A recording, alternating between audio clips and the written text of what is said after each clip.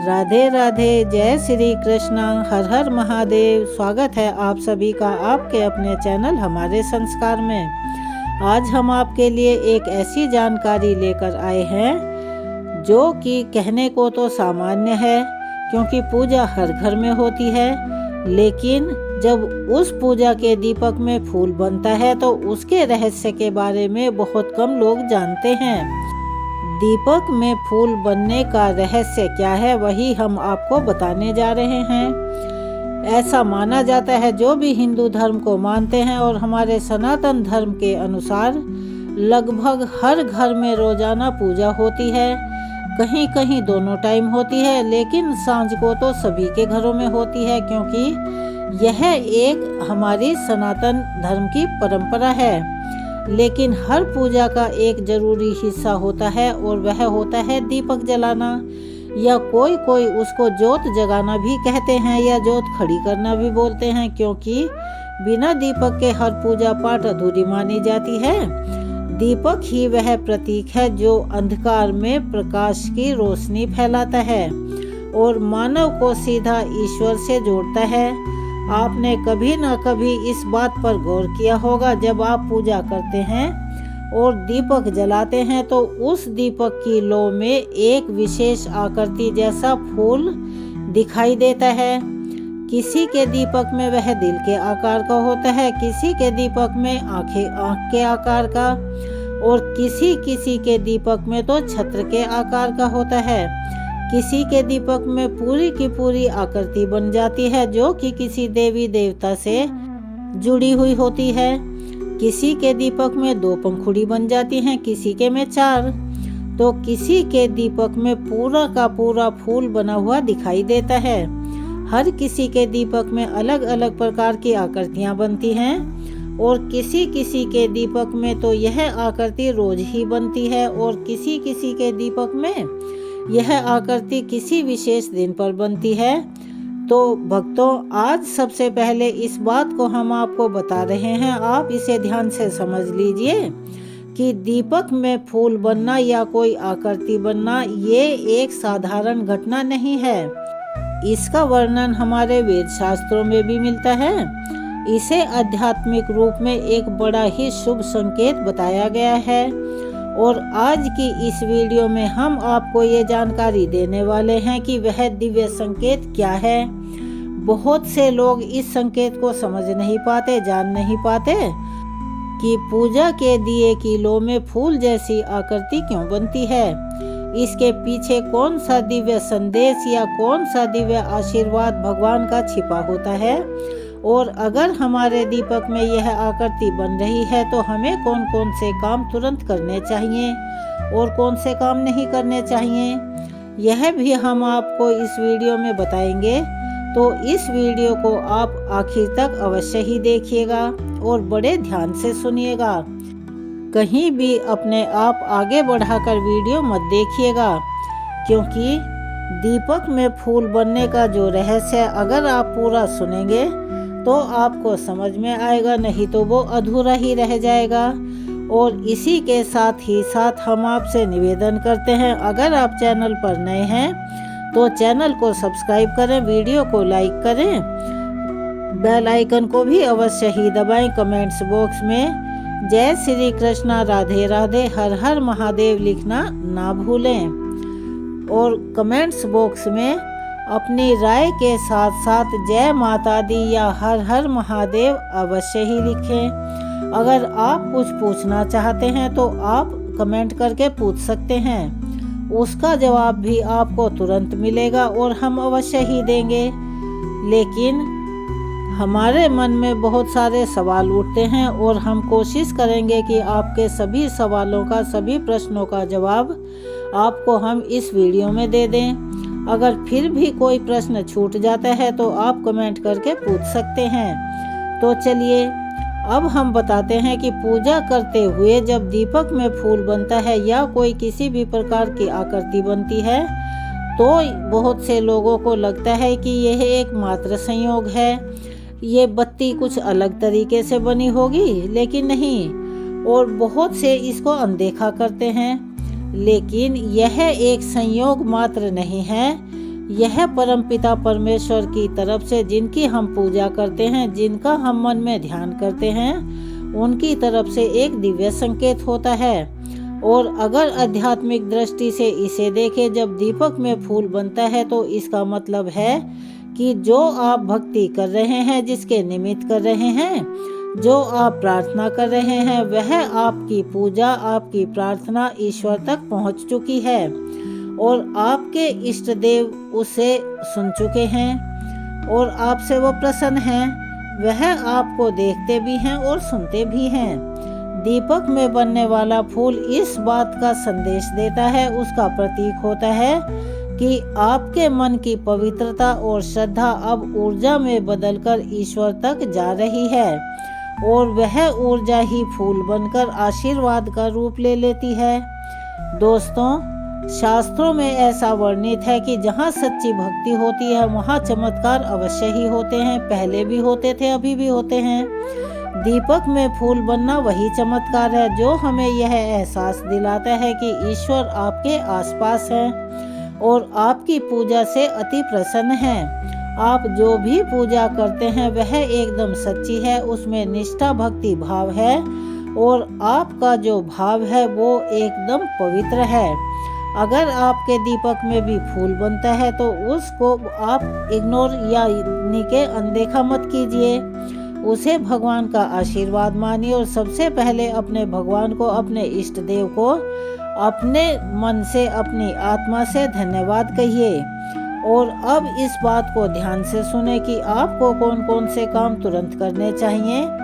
यह बातें आपके बहुत काम आएंगी और अगर आप यह काम करते हैं तो आपकी भक्ति, शक्ति, श्रद्धा बढ़ेगी और आपको अपने देवी देवताओं के दर्शन भी हो सकते हैं। साक्षात ना सही, वह सपने में दर्शन देंगे और वह आपको कुछ ऐसे संकेत भी दे सकते हैं कि जिससे आप महसूस करेंगे कि आपको अपनी पूजा का, अपनी भक्ति का फल मिल गया है।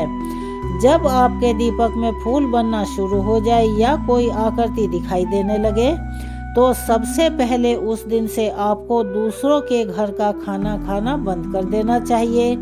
चाहे कोई आपसे कितना भी प्यार करता हो, कितना भी आग्रह करे, कितना भी जरूरी क्यों ना हो, पर आप यह अपना नियम बना लें कि आप दूसरों के घर का खाना नहीं खाएंगे। बाहर से कोई भी मिठाई आए, कोई भी किसी तरह की सामग्री आए या कोई कुछ दे, आप उसे भूलकर भी ग्रहण मत कीजिए। दूसरा, जो भी आपके इष्ट देव हों, कुल देवी हों या कुल देवता हों, जिस भी स्वरूप में आप उस परम पिता परमेश्वर की पूजा करते हैं, जिनको भी आप मानते हैं, रोज नियम से आप उनको जल दे सकते हैं। आप 1 लोटे में जल या 5 लोटे जल रोज के रोज उनके नाम से उनको अर्पित अवश्य ही करें। अगर आपका लोटा बड़ा है तो 1 कर दीजिए और छोटा है तो 5 कर दीजिए और उनके नाम की जो भी चालीसा, जो भी मंत्र हों, उनका भी स्मरण आपको रोज करना है, यानी रोज पढ़ना है। उनके नाम से दीपक आप रोज जलाएं और दीपक को जलाते समय आपको कंजूसी नहीं करनी है। यानी बहुत से लोगों की आदत होती है, वो बत्ती को घी या तेल में भिगोते हैं, रखते हैं, उनकी आरती, प्रार्थना या मंत्र पूरे नहीं होते और उनका दीपक पूरा हो चुका होता है, यानी वो बंद हो जाता है। तो आप कम से कम उसमें इतना घी या तेल अवश्य ही डालें कि जब तक आप पूजा कर रहे हैं, वैसे तो कम से कम दीपक को 1 घंटा जलना चाहिए, लेकिन 1 घंटा ना सही, उतने समय तक जले जब तक आप पूजा और प्रार्थना कर रहे हैं, तब तक वो दीपक बंद ना हो, यानी पूरा ना हो। इसके अलावा एक खास बात और है कि जब भी आपके दीपक में फूल बनना शुरू हो जाए तो आपको अपने देवी देवताओं को भोग अवश्य लगाना चाहिए, यानी अर्पित करना चाहिए। भक्तों, जब देवी देवताओं के आपकी पूजा से खुश होकर आपके समीप आ रहे हों, अपना आशीर्वाद आपको दे रहे हों, आप उसे महसूस कर रहे हों, तो आपको भी उनको सम्मान अवश्य ही देना चाहिए। सम्मान तो वैसे भी आप देते हैं, अगर उनका नाम लेते हैं, उनके निमित्त पूजा करते हैं तो वो सम्मान देना ही होता, लेकिन दीपक में फूल बनने के बाद उन्हें भोग अवश्य ही लगाएं। और आपको लौंग और बताशे का भोग देना चाहिए, जिसे अति शुभ माना जाता है। इसके अतिरिक्त आप पंच मेवा का भोग भी दे सकते हैं, इलायची, लड्डू, मिश्री का भोग भी लगा सकते हैं। अब आप भोग लगाने का तरीका भी सुन लीजिए। आप अग्यारी करके भोग लगा सकते हैं, कपूर जलाकर भोग दे सकते हैं, किसी भी तरह से दें, लेकिन भोग अवश्य लगाएं। और जब आप भोग लगा देते हैं तो जरा सा पानी हाथ में लेके उसके चारों तरफ घुमाकर और उसमें छींटा भी अवश्य दें, क्योंकि उसके बिना भोग स्वीकार नहीं होता। लौंग और बताशे का भोग सबसे अच्छा माना जाता है और भगवान को अति प्रिय होता है। बाकी जैसे आपका भाव हो, जैसी आपकी क्षमता हो, आप उसके अनुसार भोग अर्पित कर सकते हैं। भोग लगाने से आपकी शक्ति, भक्ति, श्रद्धा और विश्वास बढ़ता है। देवी देवता जब आते हैं तो वह आपको कुछ ना कुछ अवश्य ही देकर जाते हैं, इसीलिए उनको भोग अवश्य ही दिया करें और उनका सम्मान भी किया करें। अब आती है आगे की बात। आपके दीपक में फूल बनना शुरू हो चुका है, तो आपके इष्ट देव हों, जिनको भी आप मानते हैं, पूजते हैं, उनके दिन आपको अखंड ज्योत अपने घर में अवश्य ही लगानी चाहिए। जिस घर में अखंड ज्योत जगती है उस घर में अवश्य ही देवी देवता और लक्ष्मी का वास होता है। अगर आप अखंड ज्योत के बारे में ज़्यादा जानना चाहते हैं तो आप कमेंट्स में लिखकर बताएं, हम आपके लिए वीडियो बनाकर आपके सामने प्रस्तुत करेंगे। अखंड ज्योत जहाँ जलती है वहाँ हर प्रकार की नकारात्मकता खत्म हो जाती है और अखंड ज्योत आपको और आपके परिवार को बहुत अच्छा फल देती है। फिर किसी भी प्रकार की नकारात्मकता आपके ऊपर और घर में प्रवेश नहीं कर पाती और इससे कोई फर्क नहीं पड़ता। इसीलिए हफ्ते में एक दिन अखंड ज्योत अपने घर में अवश्य ही लगाएं। जब आपको ऐसा लगे कि आपके दीपक में फूल बनने लग गया है तो आपको अपनी पूजा पाठ बढ़ा देनी चाहिए, चाहे वो जितनी भी देर की आप बढ़ा पाएं, जितना भी समय आपके पास हो आप अवश्य ही बढ़ाएं। चाहे वह चालीसा का पाठ हो या उनकी स्तुति हो, उनके मंत्र हो या उनके निमित्त आप व्रत रख रहे हों या उनके मंत्रों का जाप करते हों, आपको और श्रद्धा से, नियम से उनके भजन कीर्तन, उनकी चालीसा और मंत्रों का जाप शुरू कर देना चाहिए। अपने इष्ट से बात किया करो, जो भी आपके मन में है उन्हें बताओ। घर में बाहर से जो भी आप खाने का सामान लाते हैं सबसे पहले उन्हें ही अर्पित किया करो। जब सुबह सोकर उठो सबसे पहले अपने हथेलियों के दर्शन करो, जिसे कि कर दर्शन कहा जाता है। उसके बाद भगवान के सामने खड़े होकर, मंदिर हो या कहीं आपने मूर्ति रखी हो, हाथ जोड़कर प्रार्थना करो, उनका नाम लो और उन्हें प्रणाम करो। जब अपने घर से बाहर निकलो किसी भी काम के लिए तो उन्हें कहकर जाओ कि मैं इस काम को करने जा रहा हूँ, आप मेरे साथ रहना और अपनी कृपा हमारे ऊपर बनाए रखना। आप देखना, जब भी आप ये सारी क्रियाएं, ये सारे कार्य करने लगते हैं तो आप महसूस करेंगे कि एक अनजानी शक्ति आपके साथ है। वही देवी देवता और वही शक्ति आपको और ज़्यादा संकेत और आपके ऊपर उनकी और ज़्यादा कृपा होने लगती है, जिसे आप हर समय महसूस कर सकते हैं।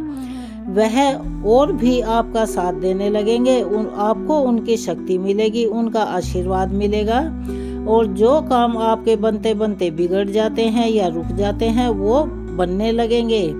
बहुत से लोगों को सपने के माध्यम से संकेत मिलते हैं, कुछ लोगों को उसका जागते हुए भी आभास होता है।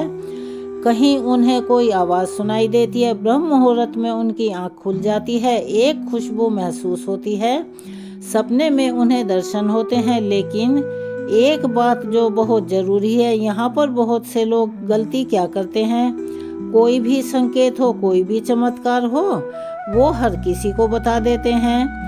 हम आपसे अनुरोध करते हैं कि जो भी आप ऐसी चीज़ देखें, जब तक आपका काम ना हो जाए तब तक आप किसी को ना बताएं। हम ऐसा मानते हैं कि चमत्कार होते थे और होते हैं और होते रहेंगे।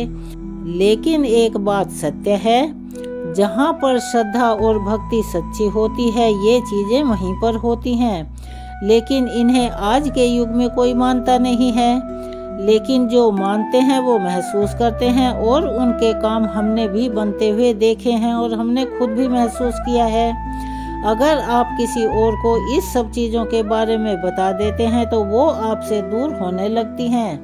कहने का मतलब है कि वो रुष्ट होकर चली जाती हैं। इस चीज़ का हमेशा ध्यान रखना चाहिए कि यह शक्तियाँ हमारी पूजा से, आपके भाव से प्रसन्न होकर आपके पास आती हैं और मदद करती हैं। ज़बरदस्ती इन्हें कोई भी अपने पास नहीं बुला सकता, इसीलिए हमेशा उनका सम्मान करो और भूल से भी उनका कभी अपमान ना करें। कोई भी बात ऐसी ना कहें जो कि हमारे धर्म के विरुद्ध हो। दूसरों को इनके बारे में ना बताएं। अगर संभव हो तो हफ्ते में अपने इष्ट के सिद्ध मंदिर में अवश्य ही जाएं। थोड़ी सी देर वहां बैठें, आप महसूस करेंगे कि एक अनजानी ऊर्जा आपके अंदर प्रवाहित हो रही है। और वहां उनके नाम से दान पुण्य अवश्य करो, जितनी भी आपकी क्षमता हो। क्षमता से ज़्यादा दान हमेशा नुकसानदेह होता है, और ऐसा करने से आपकी शक्ति, श्रद्धा, विश्वास बहुत बढ़ जाता है। तो आपको यह काम अवश्य ही करने हैं। जब भी आपके दीपक में फूल बने और वो दीपक पूरा हो जाए, यानी कि वो जोत बुझ जाए, उसके बाद उसका छोटा सा तिलक अवश्य ही करें, या उस फूल को उठाकर आप जमा कर सकते हैं। जब भी किसी काम के लिए जाएं तो उसका कहीं ना कहीं अपने शरीर पे हल्का सा टीका अवश्य ही लगाएं, लेकिन इस बात को किसी के सामने भी जागृत नहीं करना चाहिए। और इस बात का विशेष ध्यान रखें कि चुपचाप नियम से उनकी पूजा पाठ और भक्ति ज़्यादा से ज़्यादा जितनी संभव हो उतना करें। अगर आप किसी परेशानी में हैं या किसी बीमारी में हैं तो आप पूजा करने बैठें तो अपने ये दर्द और दुख सब अपने इष्ट देव को बताया करें, उनसे बात करें और देखना कि आपको उस शक्ति से आपकी समस्याओं का समाधान अवश्य ही मिलेगा। और आप, एक कहावत है कि फर्श से अर्श पर पहुंच जाएंगे, यानी जमीन से आसमान पर आपकी बहुत ज़्यादा तरक्की होगी। और हम उम्मीद करते हैं कि यह वीडियो आपको पसंद आएगी। यह जानकारी कैसी लगी कमेंट्स बॉक्स में अपनी राय अवश्य ही लिखें। चैनल पर नए हैं तो चैनल को सब्सक्राइब करें, वीडियो को लाइक करें, ज़्यादा से ज़्यादा शेयर करें, बेल आइकन को भी अवश्य ही दबाएं।